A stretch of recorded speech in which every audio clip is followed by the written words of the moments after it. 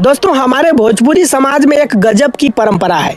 यहाँ पर आए हुए अतिथियों को गाली दिया जाता है और अतिथि भी गाली सुनकर प्रसन्न हो जाते हैं, जाते जाते गाली गवाही भी दे जाते हैं।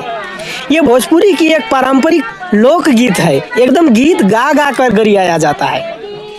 इस गाली के पीछे भी एक तथ्य है।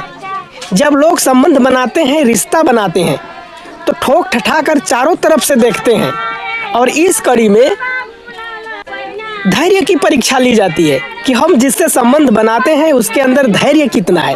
इसीलिए एकदम नाम ले लेकर गरियाया जाता है और गाली सुनने वाले भी अपने धैर्य का परीक्षा देते हुए जाते जाते गाली गवाही भी दे जाते हैं। गजब की भोजपुरी समाज है भैया। यही तो भोजपुरी समाज की खूबसूरती है भैया। जय हो भोजपुरी समाज।